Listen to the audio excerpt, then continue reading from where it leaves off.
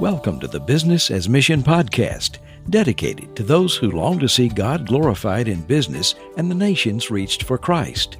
Your host is Mike Bayer, longtime BAM leader and founder of Third Path Initiative, an online education resource for starting and growing BAM businesses around the world. Well, welcome to another episode of the Business as Mission podcast. I am here with my new friend, Mike Davies, and I'm going to let him tell his story, but he is with Business as Mission Vancouver, or BAM Vancouver, and a lot is happening in that part of the world. So, Mike, first of all, welcome to the podcast. Really great to get connected with you finally. Thank you. Good to be here. And so I know listeners that don't know, you're going to immediately say, that is not a Western Canada accent. So give us a little bit of the life story so we know who we're talking to, and then we'll get into the story of your BAM journey and whatever else is on your heart. So just who is Mike Davies? Where are you from? What makes you tick? All the personal stuff. Well, I do live in British Columbia, so at least I got the British part. So yes, I am British, Welsh to be exact. I grew up in Wales, a small market town called Abergavenny. And after going to college in the Midlands, I ended up in London working for the British government in the Margaret Thatcher era. Well, that dates me, doesn't it? So yeah, I worked for the British government in exhibitions, conferences, and foreign affairs. I got to spend lots of time at the House of the Parliament back then, which was an awful lot of fun. Anyway, it was 5 years in, I felt that I needed to go do something different, go do something for God. So I took a 6-month leave of absence to go do a discipleship training school with Youth of the Mission, or YWAM. Mm-hmm. And I never went back. To this day, I never actually really resigned from there. The department that I work for doesn't exist anymore, but I never really did move on. So yes, so the last 30 plus years, I've been with Youth with a Mission here in Vancouver, but I've also had the privilege to travel around the world. I lived in Guatemala for a bit, traveled quite a bit around Southeast Asia, North Africa, and Latin America. So it's been a huge privilege, the life I've led. And so we settled here in Vancouver. I'm married with 3 kids who are now in their 20s. And my life up until about 9 years ago was very much centered around discipleship, helping people become disciples of Jesus. And that would have been through our entry-level program called the Discipleship Training School, which is a 5-month school in YWAM, and a short-term outreach called Mission Adventures, which is run all over the world. I'm still part of the global leadership team for that, but I ran that here in Vancouver for 13 years. So that brings me up to 10 years ago. I was just coming out of leading my last discipleship training school, and I felt the Lord say, there's something completely different, something completely new for you. And I have no idea what it was. And a business friend of mine who was an entrepreneur who was just looking at starting a cooking school back then, said to me, Mike, I'm starting a men's discipleship course. Do you want to be part of it? And my initial reaction was, no, I just coming out of that sort of area, that field. I'm like, no, I'm not sure that's it. Anyway, he was quite persuasive. And so well, come for a month and see what you think. So it was 12 businessmen and me. And it was a 2-year commitment, once a week, and then a few retreats in there with about 20 minutes of work per day. The idea being that you spend 2 years together, you get to know each other, and you get to know each other to the point where you can really get to know you and get to know them and be able to push each other and pull each other. And it was phenomenal. It was one of the best things I've done, and I've done quite a bit in that area. What I liked about it was, one, it was peers. As a DTS leader, the kids kept getting younger and I kept getting older. So that gap kept widening. Plus, at the end of 5 months, they'd go home. This, they didn't. They were business people here in the city. I mean, some have moved, but for the most part, they all still live here. So I spent 2 years with these guys in a boardroom downtown, talking about discipleship, talking about God, talking about how do you run your business as a believer? How do you interact with your family as a believer? How do you deal with finances? And then other things that I was more used to was fatherhood of God, worship, spiritual warfare, all things that happen in the business communities as much as they happen everywhere else. And I loved it so much that I kept doing it. And 10 years later, I'm still part of that program. So I've done multiple ones of those programs now and have a whole cohort of business guys around the Lower Mainland, which is Vancouver and Greater Vancouver, that I know really well. And actually, last year, my wife started. So she is now running a business woman's course, which is really awesome. So is this a formal program with a formal curriculum? Is it just, did it start out as just a group of, 12 guys and you and the host just spending time together? What was because I hear this springing up all over the world as you do, but particularly in the world of businessmen and women, but particularly businessmen who aren't used to having this kind of relationship with anybody, much less inviting somebody's spiritual perspective into their business life. So is this a formal program that others can learn about? Yeah, the initial one I did was Christian Leadership Concepts, which was developed by Hal Haddon out of Nashville, Tennessee. Mm-hmm. So I've done 5 of those, and I've spread out and I've done some other different ones as well. But the initial one I did was that they have a 2-year initial course, they have a 1-year follow-up course, and then they also have a modular one, which I'm actually doing at the moment. It's 3 3-month modules. Now, because I've been with this group of guys, I run multiple groups at the same time. But this particular group I've been with for 8 years, our 1 3-month module took us almost a year to get through, because it really wasn't about doing the coursework at this point. It's we know each other so well, we just get into stuff pretty quickly, often don't get through the program, but that's not the point. So, so a couple of years in, and I'd seen all these changes happen in these men. I'd seen business practices change. I'd seen, we asked in the first couple of months, what are your priorities in life? Well, often it would be, money, family, God, and friends, and what have you. I'm like, yeah, that's kind of not in the right order. But after a year or two, that would always flip. God first, then my wife and my family, and then friends. And, money was actually kind of down at the bottom end. And that fascinated me. And other things happened. We saw some marriages that were maybe not in the best area, getting much, much better. So it was changing these guys' lives, just that ability to be with the same group of people for 2 years, that trust that you get there, which, because I asked this question, well, you're part of churches, you're part of men's groups. And they said, yeah, but they come and go, they change, and you don't get that same sense of being able to share. So they started asking me questions, well, how can we give back? Some of the older ones. We've been successful, we've made money. We want to do more than just cut a check to the local charity or to my local church. No problem doing that, and I'll continue to do that, but I want to do more. And I didn't really have an answer for them at that point. It was around then that a friend of mine, who you may know, Davies out of Arlington, Texas, invited me. I'd known Dave for a number of years by that point. He said, Mike, why didn't you come out to Chiang Mai with me? There's a business with a mission event out there that was run by Mark and Joe Plummet. And I'm like, sure, I'll come out. I mean, winter, it's January. I live in Canada. You want me to go to Thailand? That's an easy sell. My anytime works for me. Exactly. But we're a lot colder than you are. We're up here in Vancouver. So off I went, and I wasn't sure what to expect. I had maybe a bit of a cynical view. British people being cynical, I know that's unusual. I need to stop this tape for a moment and collect myself. Okay, you can go on. And, I'd had this view, although what I'd seen in Business Mission at that point was people doing business so they could have a visa to be in the country so they could share the gospel. Mm-hmm. Not wrong, but it wasn't something that excited me. But when I went to Thailand, what I saw was the businesses themselves were the things that were affecting change. And they were actually helping people out of poverty, raising people out of poverty, giving people a reason to get up in the morning, giving them dignity, so on and so forth. And I thought, this I really like. I'm not quite sure how this relates to my guys in Vancouver, but I'm excited about this. And I ended up going for about 6-7 years until it ended a few years ago. And really enjoyed it and got to meet some incredible people doing amazing stuff around the world. But a year or two later, I met a lady called Liz Cochran, and she lives in Seattle. And she's part of my organization, she's part of YWAM, but very much involved in Business Mission.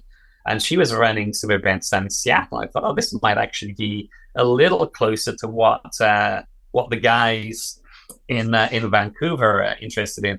So off I went and loved it. But it was very different. from the one in Chiang Mai. This one had local business people, local business leaders from the Seattle area, and then some international business leaders. Dr. Kim Tan was one of them. There was the COO of Starbucks. There was a lady who used to work for Deutsche Bank, Gloria Nealand. And what they were talking about was kind of more on the social impact investment side of things, of how can I give back and how can I invest in businesses around the world to do, business as mission. And I thought, great, I can just invite my guys down to Seattle. So the next year, I'm really excited, expecting to have 10 or 12 of these guys come down. Do you know how many I had come with me? 0. None. I was like, okay, this isn't working.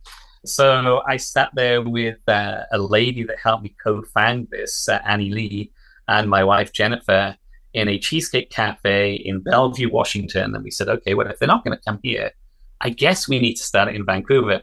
So that's how 7 years ago, the BAM Vancouver started in 2018. And I have to say, Mike, it was the hardest thing I've ever done. How so? What made it so hard? Just being different, or spiritual opposition, or what made it so hard?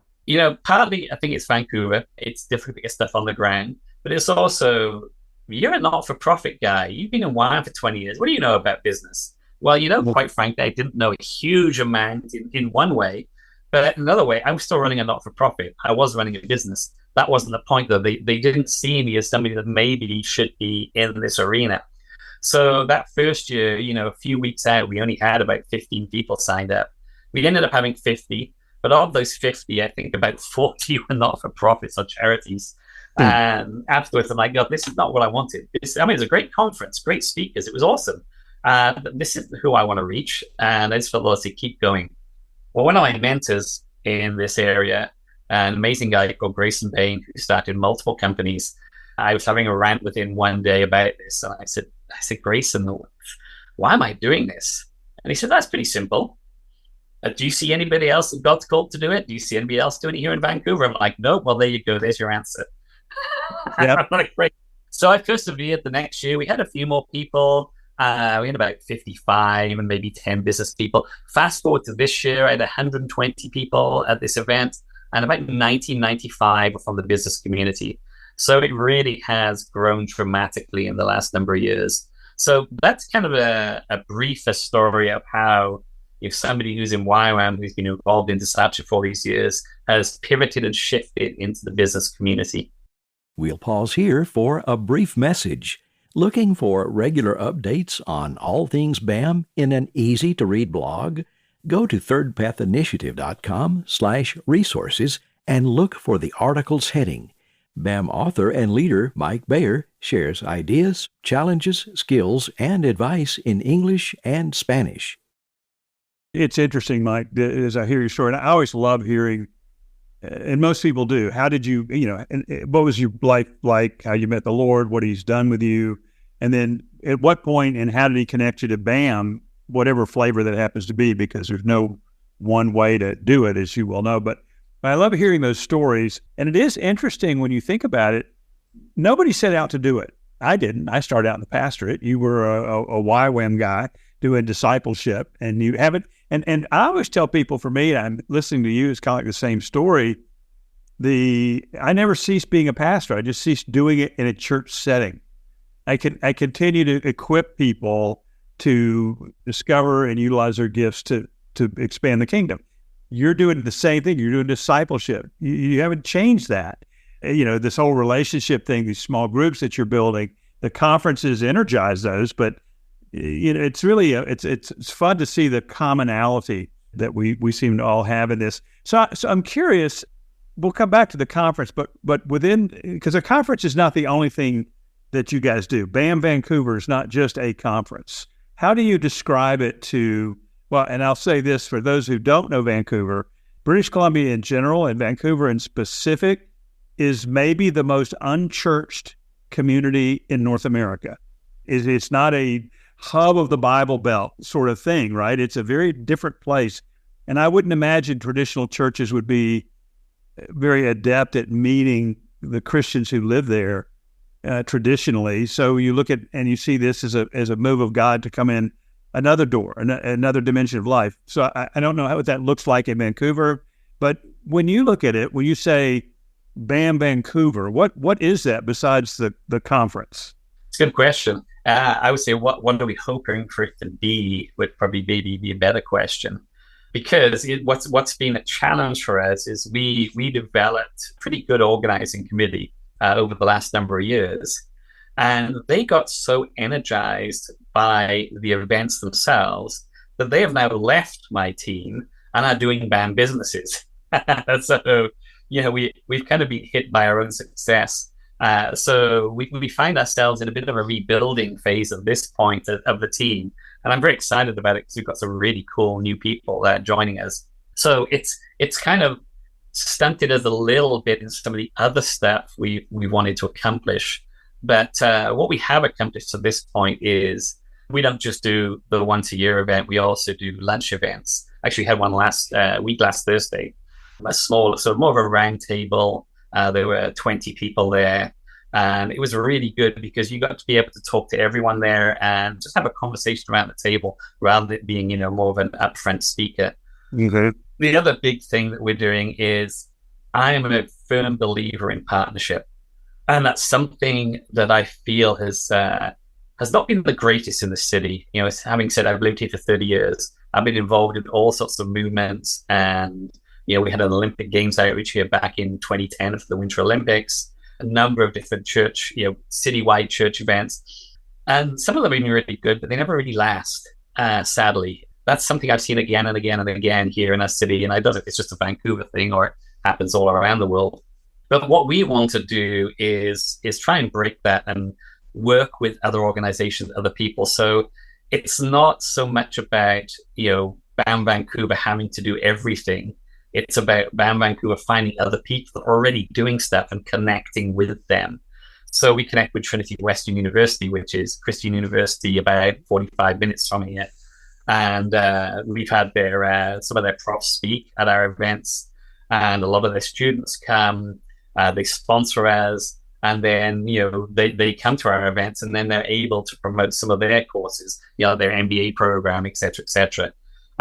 Been working with the Praxis guys out of Toronto. We're hoping in the next year or so to see some Praxis courses happening here in the city, redemptive entrepreneurship courses. We're working with a number of other colleges as well, not just here in Vancouver, but in other parts of British Columbia as well. We're working with Chaplains Canada. It's a network of chaplains that are working in businesses throughout our province and throughout all the provinces, which is an awesome organization, getting a chaplain coming into to some of these bigger and smaller companies as well. So it's about partnership. We try and find out who's doing what, where, and let's come alongside them and say, hey, how can we help each other? So that's organizations, it's also churches. At this point, we've got 3 churches that are pretty committed to what we're doing. My hope and goal is to see that expand quite a bit. And you probably are aware of the BAM Canada guys. I think you've even been on there. You've been interviewed by them. Yeah. And so I work with those guys as well. And we're trying to figure out what does that look like to have a closer partnership with them. So from the outside, it would seem that we're the same organization. We are separate. We run separate finances, separate charities. But we want to be working together to a point where it almost looks seamless because we're really in the same game. We want to see discipleship happen. We want to see transformation happen. And we believe that the business community is, I believe God's got the limelight is kind of on that right now. I mean, I heard that this morning on a global business mission call that I was on, that God's on the move all over the world in business mission. It's a really cool time to be involved in this. I agree. And you and I were talking earlier before we started the broadcast I just got back along with Mas Tunahag and João Mordomo and a few others from Curitiba, Brazil, where they were having they called it the BAM Brazil Congress, but it was connected in the same way that you are to the BAM Global community. There's not a legal connection.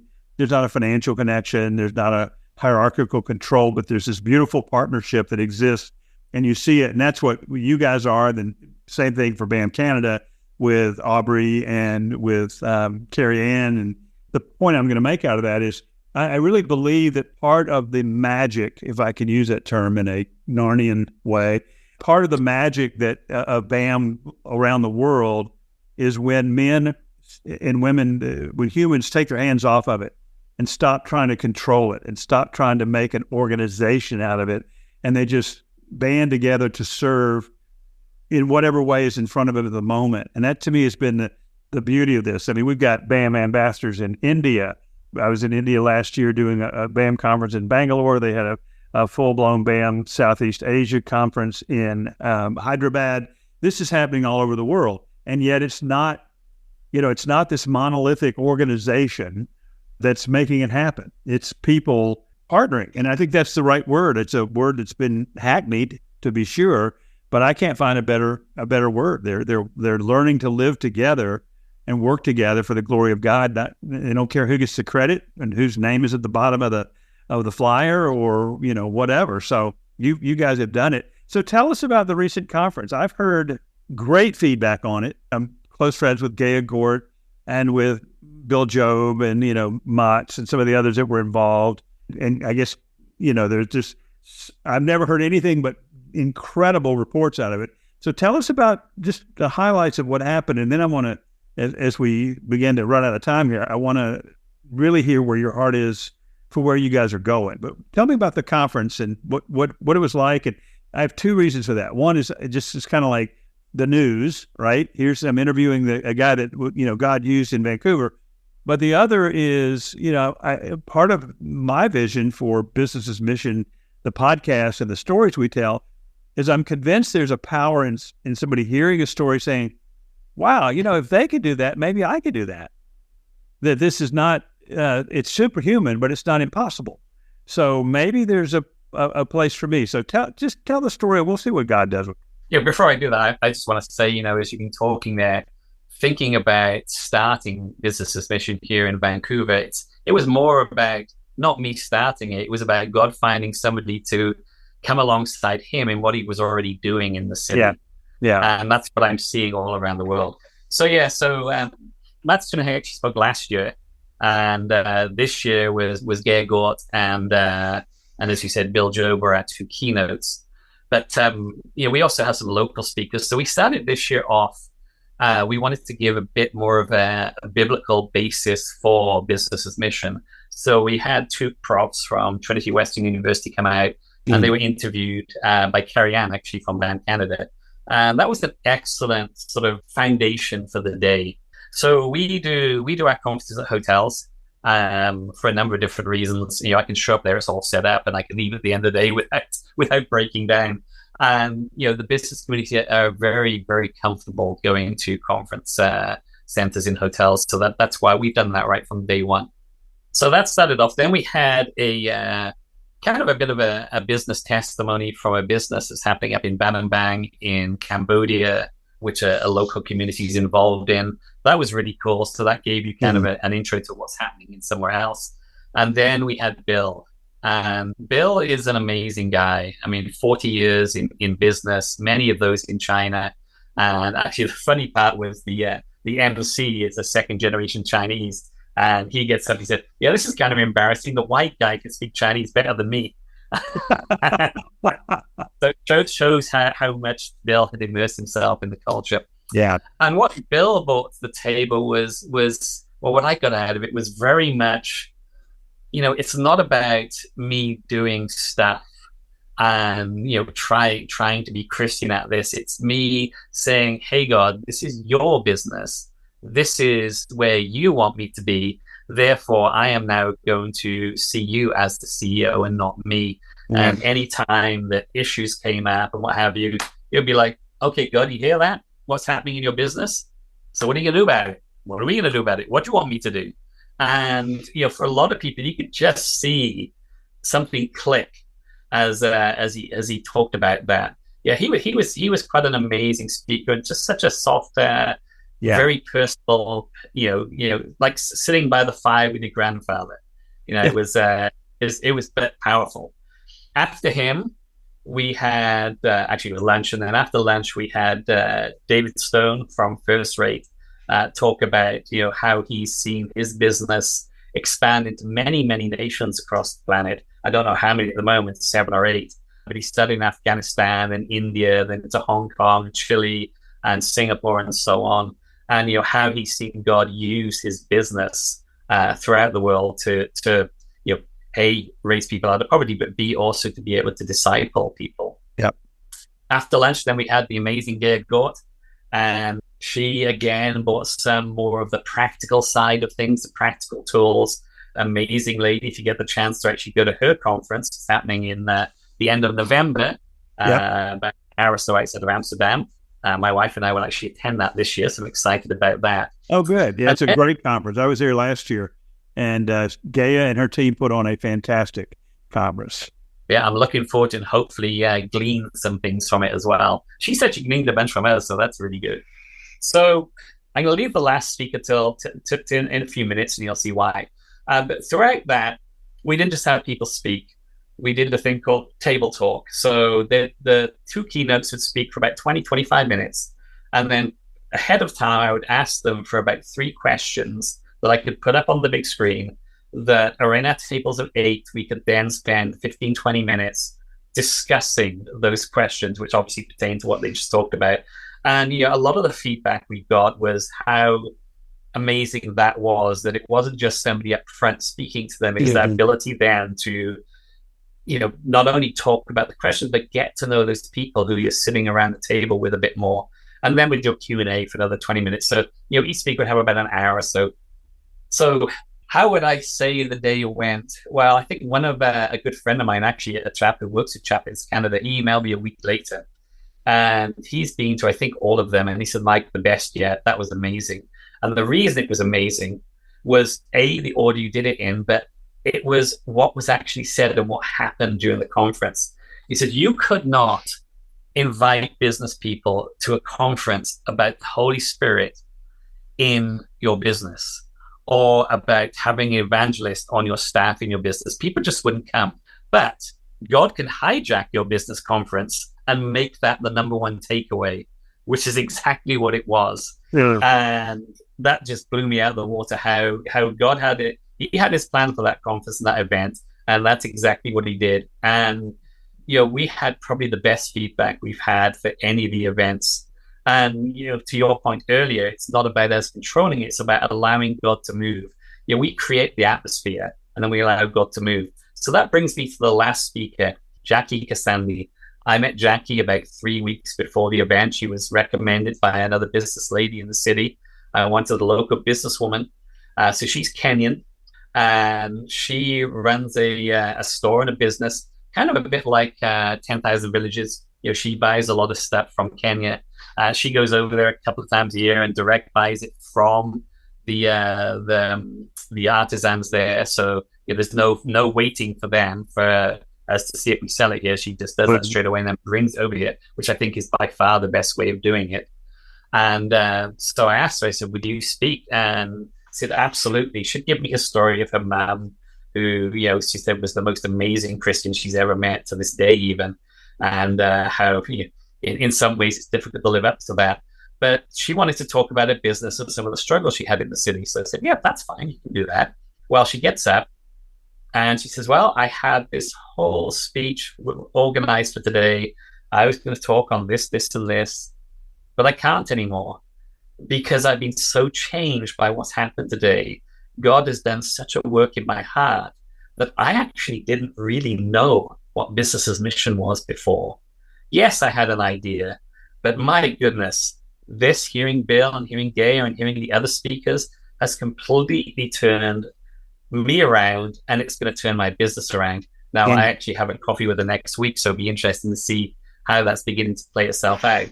But how could you ask for a better ending to an event by one of the speakers getting up there and saying, this has just rocked my world? And she went on to say why and how, and it was just a beautiful capstone to the day. And I went away from that conference going, wow, God, we could not have organized that any better because you were the one that did it. Yeah. It's interesting, you talk about God hijacking your conference or hijacking the agenda. It makes me think of Jesus, and the disciples who fished all night and caught nothing. And Jesus hijacked their fishing business and said, well, cast on the other side. Okay, fine. And we know how that story ended with, a catch that they couldn't haul in. That's what comes to mind as you're talking about that. He loves to do that, just to say, okay, all right, fine. Let me take over.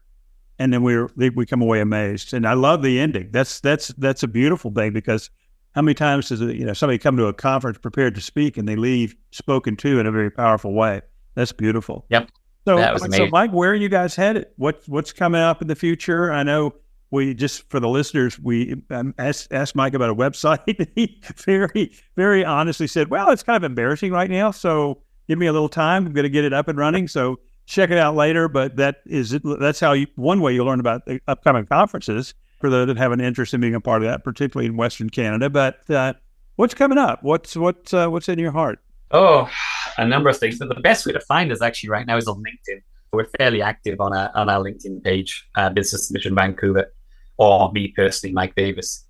What is coming up? Well, I'd mentioned before this call that we had an organizing committee, but many of my organizing committee ended up getting into BAM businesses. So which is awesome, but it did put us back a bit on organizing. So what's coming up is rebuilding a team.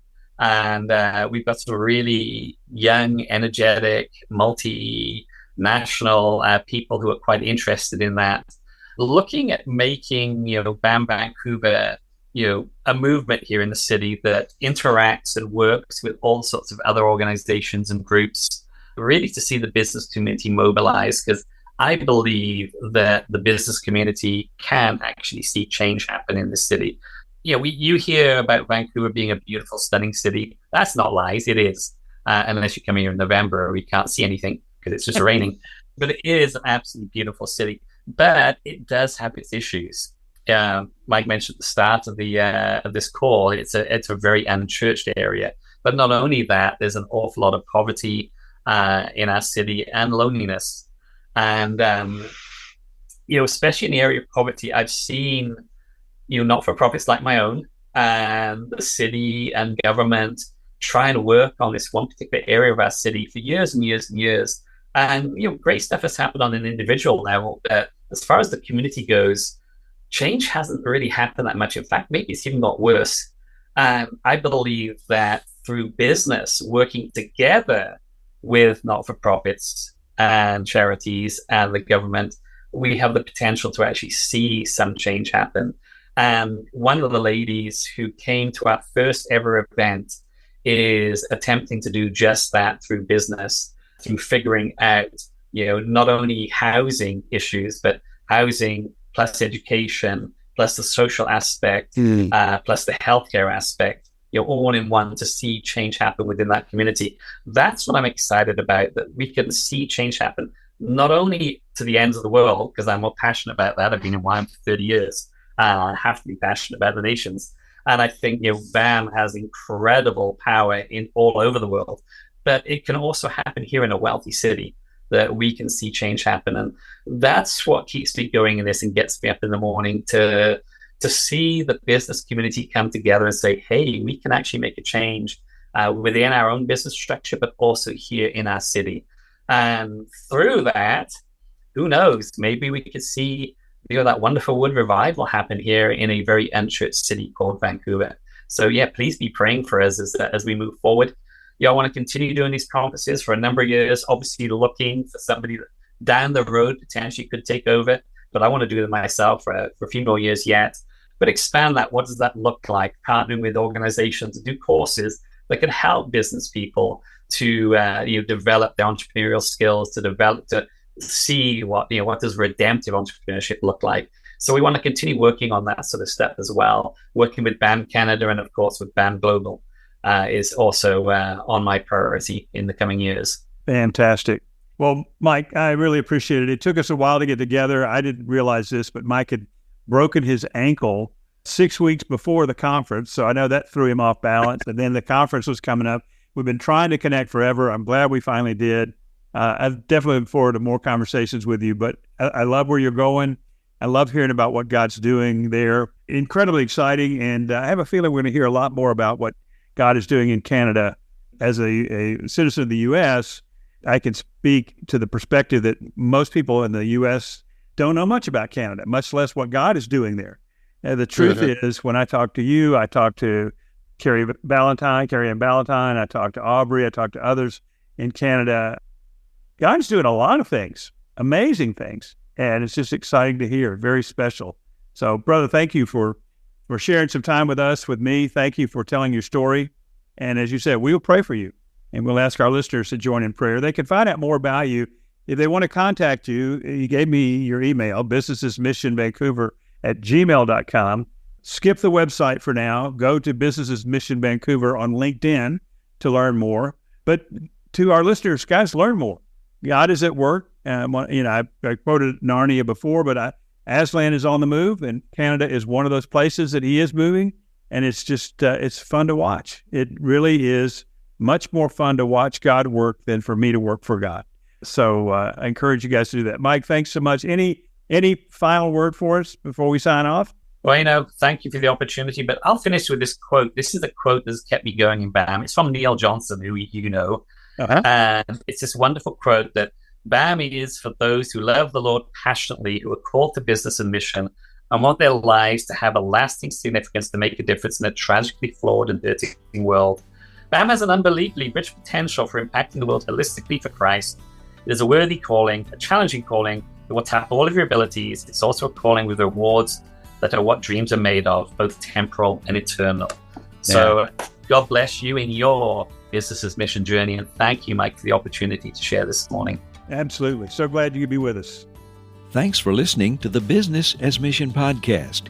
For more information, go to thirdpathinitiative.com or tryventure.com. Please share this podcast and give us a review wherever you listen.